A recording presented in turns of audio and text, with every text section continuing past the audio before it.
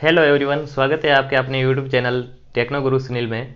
आज के इस सेशन में कंप्यूटर इम्पोर्टेंट क्वेश्चंस का ये पार्ट 2 करेंगे अपन। पार्ट 2 1 है जो कल कर चुके हैं। जिस किसी ने ये वो सेशन नहीं देखा है तो इस सेशन के बाद में जाके देख सकते हैं आप। तो ये बहुत ही इम्पोर्टेंट सेशन होने वाला है आपके लिए।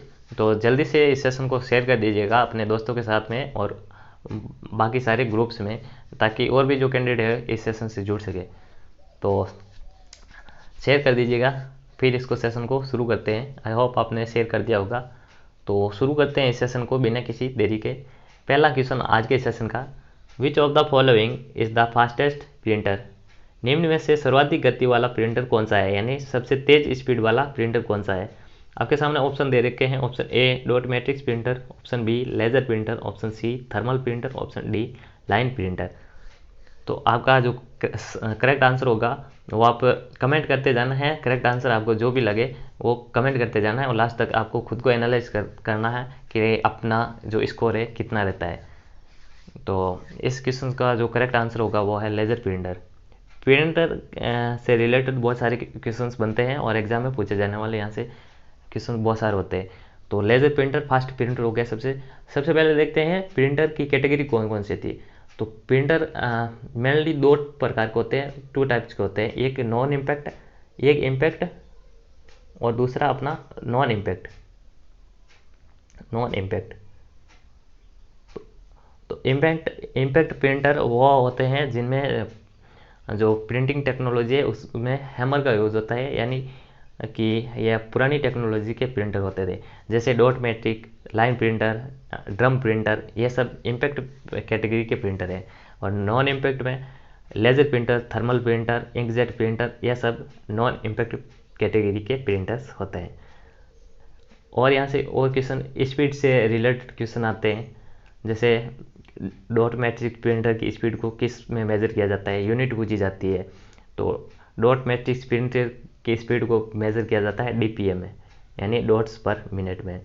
लेज़र और थर्मल की स्पीड को मेज़र किया जाता है पीपीएम, यानी पेज पर मिनट में। और एलपीएम को यूज़ किया जाता है लाइन पर मिनट, लाइन पर मिनट में लाइन प्रिंटर की स्पीड को मेज़र किया जाता है।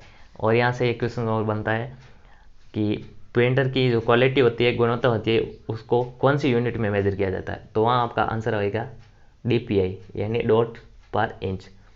तो इतने सारे क्वेश्चन प्रिंटर से रिलेटेड। और एक और क्वेश्चन पूछा जाता है, इनमें से कौन सा आपका इंकलेस प्रिंटर के नाम से भी जाना जाता है। यही ऑप्शन रहे आपके सामने, तो आपका आंसर कौन सा होगा, तो वो होगा आपका थर्मल प्रिंटर। ये चीज़ें आपको ध्यान रखनी है सब। तो इस क्वेश्चन का करेक्ट आंसर आप लगा लीजिए लेज़र। नेक्स्ट देखते हैं। Next question number 2, the smallest unit of computer screen. Computer screen की सबसे छोटी इकाई, यानी कंप्यूटर स्क्रीन यानी मॉनिटर की बात कर रहा है। मॉनिटर की सबसे छोटी इकाई कौन सी है, सबसे छोटी यूनिट कौन सी। तो ऑप्शन दे रखा है। ऑप्शन ए में point, option B pixel, option C dot, option D cursor. तो जो मॉनिटर होता है कंप्यूटर स्क्रीन, उसकी जो सबसे छोटी इकाई है उसे बोलते हैं पिक्सल। आपकी डिस्प्ले में जितने ज़्यादा पिक्सल्स होंगे उतनी ज़्यादा आपकी डिस्प्ले की क्वालिटी होगी। तो ये सबसे छोटी यूनिट होती है डिस्प्ले की। और कंप्यूटर की डिस्प्ले को किस तरह मेज़र किया जाता है, डायगोनली किया जाता है या हॉरिजॉन्टली या वर्टिकली, किस प्रकार से मेज़र किया जाता है, इस तरह का क्वेश्चन भी एग्जाम पूछा जाता है। तो कंप्यूटर स्क्रीन को डायगोनली मापा जाता है, इस तरह से तिरछा। तो इसे डायगोनली याद रखना आपको। और क्रैशर क्या होता है, माउस के पॉइंटर को वो क्या बोलते हैं, जो ब्लिंक करता है उसको क्रैशर बोलते हैं। Next question, question number 3, MICR stand for. MICR की फुल फॉर्म बतानी है आपको। यहाँ से ऑप्शन दे रखे हैं आपके सामने। Option A magnetic ink character reader, option B magnetic ink character repeater, option C magnetic ink code reader, या फिर option D magnetic ink character register. तो सही आंसर जो इस क्वेश्चन का वो हो जाएगा option number A, magnetic ink character reader. जो कि बैंकों के चेक होते हैं उसमें MICR कोड लगा होता है, और उसको स्कैन करने के लिए एक डिवाइस होता है, इनपुट डिवाइस, जिसका नाम है MICR डिवाइस। ठीक है। तो इसकी फुल फॉर्म क्या, मैग्नेटिक इंक करेक्टर रीडर या फिर रिकॉग्नाइजेशन, कहीं कहीं आप एग्जाम में ये भी मिल सकता है रीडर की जगह रिकॉग्नाइजेशन, तो वहाँ एक ऑप्शन सही होगा। वो कौन सा, या तो रीडर या फिर रिकॉग्नाइजेशन, दोनों में से एक ऑप्शन मिलेगा आपको। अगर रीडर दे रखा होगा तो रिकॉग्नाइजेशन नहीं मिलेगा, अगर रिकॉग्नाइजेशन दे रखा होगा तो रीडर नहीं मिलेगा। तो ये चीज़ें आपको ध्यान रखनी है। Next question, question number 4, which of the following is not a volatile memory. इनमें से कौन सी मेमोरी वॉलेटाइल नहीं है। ध्यान से इसको आंसर करना है इस क्वेश्चन को, अच्छा क्वेश्चन है ये। तो ऑप्शन है आपके सामने, cache memory, option B S RAM, option C D RAM, option D में दे रखा है आपका पी रोम। तो कौन सा वॉलेटाइल मेमोरी का टाइप नहीं है बताइएगा।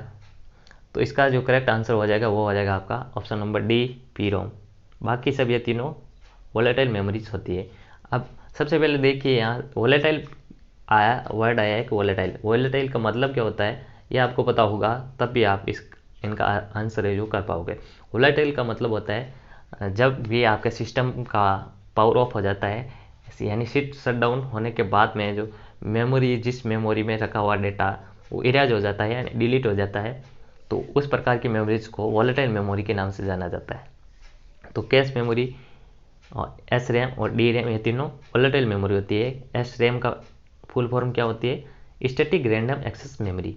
डी रैम यानी डायनेमिक रैंडम एक्सेस मेमोरी, जिसे पर मिली सेकेंड कई बार रिफ्रेश करने की आवश्यकता होती है, वो कौन सी, डी रैम। डी रैम का क्वेश्चन बहुत बार एग्जाम में पूछा जाता है, यानी बार बार रिफ्रेश की जाने वाली मेमोरी कौन सी होती है, तो वहाँ आपका आंसर डी रैम होगा। और इन सब में से जो फास्ट मेमोरी है, सबसे फास्टेस्ट, वो कौन सी है, कैश मेमोरी। तो इतने सारे क्वेश्चन मेमोरी से। Next question, question number 5, which of the following is not an operating system. इनमें से कौन सा एक ऑपरेटिंग सिस्टम नहीं है। 4 ऑप्शन दे रखे हैं आपके सामने, इसमें से आपको बताना है इसमें से एक ऑपरेटिंग सिस्टम नहीं है, वो कौन सा है। ऑप्शन ए में दे रखा है Windows, option B M S O S या Mac O S, option C में दे रखा है यूनिक्स, ऑप्शन डी में दे रखा है माइक्रोसॉफ्ट। तो इनमें से कौन सा ऑपरेटिंग सिस्टम का टाइप नहीं है ये बताना आपको। तो जो ऑप्शन नंबर डी है वो है माइक्रोसॉफ्ट। माइक्रोसॉफ्ट क्या है, एक प्रकार की कंपनी है जो कि जिसका जो ऑपरेटिंग सिस्टम आता है विंडोज़ नाम का, विंडोज़ ऑपरेटिंग सिस्टम कौन बनाता है, तो माइक्रोसॉफ्ट। और बाकी सब विंडोज़ और मैक ओएस जो कि एप्पल का ऑपरेटिंग सिस्टम है, यूनिक्स जो कि एक रियल टाइम ऑपरेटिंग सिस्टम है, रियल टाइम ऑपरेटिंग सिस्टम के नाम से भी जाना जाता है, जो कि डेनिस रिची ने बनाया था, जो कि सी लैंग्वेज में बना हुआ सबसे बड़ा प्रोग्राम या फिर सी लैंग्वेज में बना हुआ ऑपरेटिंग सिस्टम कौन सा है, तो फिर वहाँ आंसर आएगा यूनिक्स। तो इतना सारे क्वेश्चंस ऑपरेटिंग सिस्टम से। Next question, question number 6 number question में क्या कह रहा है, which of the following is और आर इलेक्ट्रोमैग्नेटिक डिस्क।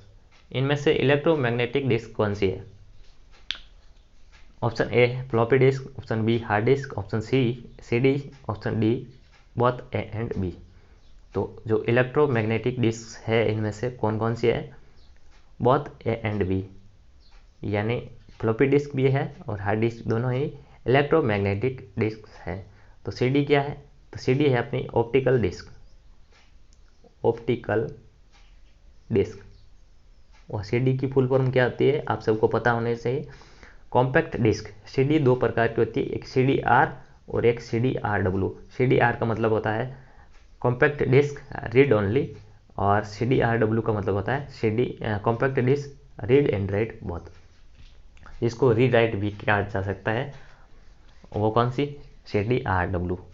तो ये चीज़ें आपको ध्यान रखनी है। Next question, question number 7, which of the following is the smallest unit of digital system. Digital system की सबसे छोटी इकाई बतानी आपको, सबसे छोटी यूनिट कौन सी है डिजिटल सिस्टम की। तो आपके सामने ऑप्शन है, ऑप्शन ए में दे रखा है बिट, ऑप्शन बी में बाइट, ऑप्शन सी में निबल, ऑप्शन डी में वर्ड। तो डिजिटल सिस्टम की सबसे छोटी इकाई स्मॉलेस्ट यूनिट कौन सी है, तो आपका आंसर होगा B, option number A bit. Bit का मतलब होता है binary digit, binary digit. Digital system में बाइनरी लैंग्वेज का यूज़ होता है। बाइनरी लैंग्वेज मतलब 0 1 का, इस तरह से कोडिंग होती है, जहाँ 0 का मीनिंग होता है ऑफ, 0 का मतलब ऑफ होता है और 1 का मतलब ऑन होता है। ये चीज़ें ध्यान रखनी है आपको। और यहाँ से एक और क्वेश्चन, यहाँ एक वर्ड आया निबल। तो एक निबल किसके बराबर होता है? 1 निबल किसके इक्वल होता है? तो 4 bits is equal to 1 nibble होता है। 4 बिट्स के इक्वल होता है 1 निबल। ये चीज़ आपको ध्यान रखनी है। Next question, question number 8। Question number 8, which of the following what is the number of keys in a standard keyboard. एक स्टैंडर्ड कीबोर्ड में कुंजियाँ कितनी होती है, कीज कितनी होती है, ये आपको बतानी है। तो 120, 104, 98 या फिर 113 कितनी होती है? 120 होती है, 104 होती है, 98 होती है या फिर 113 होती है? कितनी होती है? कमेंट कीजिएगा। एक स्टैंडर्ड कीबोर्ड की बात कर रहा है, तो वहाँ पे आपका आंसर होगा 104, 104 कीज होती है। ठीक है, next question, question number 9, what is the file extension of Excel file. Excel file का आपको एक्सटेंशन बताना है और ऑप्शन है आपके सामने ये। ऑप्शन ए दे रखा है .xlsx, ऑप्शन बी में दे रखा है एक्सेल, ऑप्शन सी में दे रखा है EC, ऑप्शन डी में दे रखा है ACL। तो बहुत ही सिंपल क्वेश्चन है, ऑप्शन बी आपके सामने बहुत इजी है। तो आंसर कौन सा हो जाएगा? .xlsx। अगर आपको इसी क्वेश्चन में पूछ ले MS एक्सेल 2003 का फाइल एक्सटेंशन क्या होगा, तो आपका जवाब क्या होगा? यहाँ ऑप्शन डिलीट करके आप कर लीजिए .xls 4 नंबर में।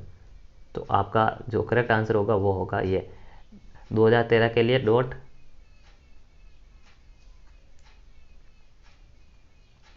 .xls का यूज़ होता है। और 2007 और उसके जो भी लेटेस्ट वर्जन है उससे ऊपर वाला है, जैसे 2010, 2013, 16, 19, उनके लिए .xlsx का यूज़ होता है। तो ये चीज़ें आपको ध्यान रखनी है। Next question, question number 10, which of the following groups consist of only output devices. निम्नलिखित में से कौन से समूह केवल आउटपुट डिवाइस से मिलते हैं? Only output devices. 4 ऑप्शन दे रखे हैं आपके सामने 4, जिनमें से एक ऑप्शन ऐसा है जिसमें ओनली आउटपुट डिवाइस है। तो ऑप्शन ए में दे रखा है scanner, printer, monitor. Option B में दे रखा है keyboard, printer, monitor. Option C में दे रखा है mouse, printer, monitor. Option D में दे रखा है प्लॉटर, प्रिंटर, मॉनिटर। तो आपका जो करेक्ट आंसर होगा वो होगा आपका option number D, plotter, printer, monitor. ये तीनों आउटपुट डिवाइसेस है, आउटपुट। ठीक है, और बाकी ऑप्शन ए में इनपुट डिवाइस दे रखा है स्कैनर, और बाकी ये दोनों आउटपुट डिवाइस है, प्रिंटर और मॉनिटर। ऑप्शन बी में कीबोर्ड इनपुट हो गया और बाकी प्रिंटर, मॉनिटर आउटपुट। और ऑप्शन सी में माउस हो गया आपका इनपुट और प्रिंटर, मॉनिटर हो गया आपका आउटपुट। तो ये चीज़ें आपको ध्यान रखनी है। Next question, question number 11, the performs simple mathematics for the CPU। CPU के लिए सरल गणित यानी सिंपल मैथमेटिक्स का काम कौन करता है, ये आपको बताना है इस क्वेश्चन का आंसर।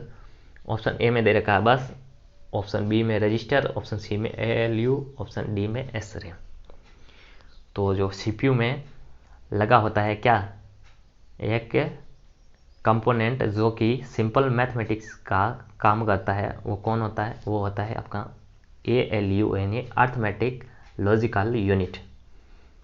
ठीक है, और रजिस्टर CPU की एक मेमोरी होती है रजिस्टर, जो सबसे तेज होती है। उसके बाद में आपका आएगी कैश मेमोरी, कैश मेमोरी के बाद में SRAM के बाद में DRAM, उसके बाद में ROM। इस तरह से पूरी हायरार्की आपको देखनी है। तो अर्थमेटिक लॉजिकल यूनिट यानी जो अर्थमेटिक और लॉजिकल दोनों की जो क्रियाएं हैं उसका कौन काम करता है, दोनों ऑपरेशन कौन करते हैं, अर्थमेटिक और लॉजिकल का ALU। Next question, question number 12 है, which of the following does not store data permanently. निम्न में से कौन डेटा को स्थायी रूप से स्टोर नहीं कर सकता। रोम, रैम, फ्लॉपी डिस्क या फिर हार्ड डिस्क, इनमें से कौन सी ऐसी मेमोरी है जो डेटा को परमानेंटली स्टोर नहीं कर सकता? तो कौन सा होगा ऑप्शन नंबर होगा आपका option number B, RAM. RAM कैसी मेमोरी है? टेम्परेरी मेमोरी है। तो रैम में जो डेटा स्टोर होता है वो परमानेंटली नहीं होता है, टेम्परेरी होता है। Next question number 13, a modem is connected to. जो मोडेम होता है किससे कनेक्ट होता है? प्रिंटर से, कीबोर्ड से, टेलीफोन लाइन से या फिर वीडीयू से? तो मोडेम किससे कनेक्ट होता है? टेलीफोन लाइन से। टेलीफोन लाइन से कनेक्ट होता है मोडेम। मोडेम का पूरा नाम क्या होता है? फुल फॉर्म कौन सी होती है? तो मोडेम को बोलते हैं मॉड्यूलेटर और डीमॉड्यूलेटर, जो कि डिजिटल सिग्नल्स को एनालॉग सिग्नल में कन्वर्ट करता है और एनालॉग सिग्नल्स को डिजिटल सिग्नल्स में कन्वर्ट करता है। और मोडेम कौन सा डिवाइस है? इनपुट है, आउटपुट है या बोथ? तो वहाँ आपका आंसर होगा बोथ, इनपुट और आउटपुट डिवाइस दोनों हैं, ठीक है। और वीडीयू, यहाँ आया है नाम वीडीयू, तो वीडीयू का पूरा नाम क्या होगा, फुल फॉर्म क्या होती है? विजुअल डिस्प्ले यूनिट, जो मॉनिटर के लिए यूज होता है। Next question number 14, cache memory acts between. Cache memory किन दो के बीच में कार्य करती है, किन दोनों के बीच में काम करती है, ये आपको बताना है। रैम और रैम के बीच में, सीपीयू और रैम के बीच में, या ऑप्शन सी डिस्क और सीपीयू के बीच में, या option D all the above. तो जो कैश मेमोरी होती है वो सीपीयू और रैम के बीच में काम करती है। इसका जो करेक्ट आंसर होगा वो सीपीयू एंड रैम। सीपीयू और रैम के बीच में जो सबसे फास्टेस्ट मेमोरी होती है कैश मेमोरी, वो काम करती है। Next question number 15, the basic architecture of computer developed by. Computer का बुनियादी ढांचा, डिज़ाइन किसके द्वारा विकसित किया गया, ये आपको बताना है। चार्ल्स बेबेज द्वारा, ब्लेज पास्कल द्वारा, जॉन वॉन न्यूमैन द्वारा या फिर डेनिस रिची द्वारा? तो जो बेसिक आर्किटेक्चर है कंप्यूटर का वो किसके द्वारा डिज़ाइन किया गया? वो किया गया आपका जॉन वॉन न्यूमैन द्वारा। इनमें से बताया फादर ऑफ कंप्यूटर किसे कहा जाता है? तो चार्ल्स बेबेज को। पास्कल लाइन का इन्वेंट किसने किया? तो ब्लेज पास्कल ने। सी लैंग्वेज किसने डेवलप की? तो डेनिस रिची ने। Next question number 16, ENIAC stands for. ENIAC की फुल फॉर्म यहाँ आपको बतानी है। तो ऑप्शन ए में दे रखा है electrical numerical integrator and calculator. Option B में दे रखा है electronic numerical integrator and computer. Option C में दे रखा है electronic numerical integrator and calculator. Option D में दे रखा है electrical numerical integrator and computer. तो ध्यान से देख लीजिएगा आप ऑप्शनों को, फिर आकर इसका करेक्ट आंसर कीजिएगा। इसका जो करेक्ट आंसर होगा वो कौन सा होगा? Option number B, electronic numerical integrator and computer, जो कि एक सबसे पहला इलेक्ट्रॉनिक कंप्यूटर था, ठीक है। सबसे पहले डेवलप किया गया इलेक्ट्रॉनिक कंप्यूटर ENIAC था, ठीक है। Next question number 17, the basic unit of worksheet into which you enter data in Excel is called. किसी वर्कशीट में की बेसिक यूनिट जिसमें आप एक्सेल में डाटा एंटर करते हो उसे क्या कहा जाता है? यानी MS एक्सेल की बात कर रहा है। MS एक्सेल में जिसमें आप डेटा एंटर करते हो उसको क्या कहते हैं? टैब, सेल, बॉक्स या फिर रेंज? तो एक एक्सेल वर्कशीट की बेसिक यूनिट कौन सी होती है जिसमें आप डेटा एंटर करते हो? रो और कॉलम के इंटरसेक्शन को क्या कहते हैं? सेल। तो वो सेल आपकी बेसिक यूनिट है वर्कशीट की, ये चीज़ आपको ध्यान रखनी है। सेल इसका करेक्ट आंसर होगा। और बहुत सारी सेल्स का जो ग्रुप होता है उसको क्या कहते हैं? Range. Next question number 18, if you want to insert a chart to your slide then go to. आप एक स्लाइड में चार्ट इंसर्ट करवाना चाहते हैं, चार्ट डालना चाहते हैं, तो आप कौन सा ऑप्शन का चयन करेंगे, कौन सा ऑप्शन चूज करेंगे आप?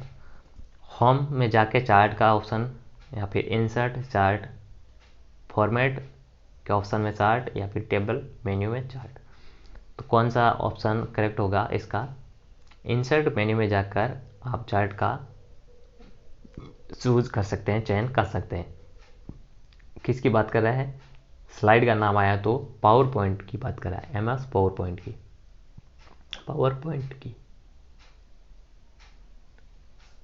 ठीक है, next question, question number 19, which of the following is not a word processing software? इनमें से कौन सा एक वर्ड प्रोसेसिंग सॉफ्टवेयर नहीं है? तो ऑप्शन ए में दे रखा है MS Word, option B WordPad, option C Open Office, या फिर ऑप्शन डी बेसिक। तो जो वर्ड प्रोसेसिंग सॉफ्टवेयर नहीं है वो कौन सा नहीं है? बेसिक वर्ड प्रोसेसिंग सॉफ्टवेयर नहीं है, बाकी तीनों ये वर्ड प्रोसेसिंग सॉफ्टवेयर है। सबसे पहले देखते हैं वर्ड प्रोसेसिंग सॉफ्टवेयर कैसे कहते हैं किसको है। जिन सॉफ्टवेयर की मदद से, जिन एप्लीकेशन सॉफ्टवेयर की हेल्प से वर्ड को एडिट किया जा सकता है, उसको मॉडिफाई किया जा सकता है, उसको उसकी फॉर्मेटिंग की जा सकती है, उसमें कलर चेंज किया जा सकता है, बोल्ड किया जा सकता है, इटालिक किया जा सकता है, उसकी साइज चेंज की जा सकती है, उसे कहते हैं वर्ड प्रोसेसिंग। तो MS वर्ड ऐसा कर सकता है, वर्ड पैड में हो सकता है, ऑफिस में हो सकता है, लेकिन बेसिक एक क्या है? बेसिक क्या है? प्रोग्रामिंग लैंग्वेज है, प्रोग्रामिंग लैंग्वेज है, बेसिक एक प्रोग्रामिंग लैंग्वेज है, बाकी सब तीनों है word processing software. Next question, question number 20, which enables you to send the same letters to different persons? इनमें से क्या एक ऐसा एप्लीकेशन है जो विभिन्न व्यक्तियों को एक ही पत्र भेजने में सक्षम बनाता है? यानी एक ही लेटर को बहुत सारे पर्सन में, बहुत सारे व्यक्तियों को भेजना है, आपको सेंड करना है। तो इनमें से क्या यूज़ करोगे आप? मैक्रो, मेल मर्ज, टेम्पलेट या फिर BCC?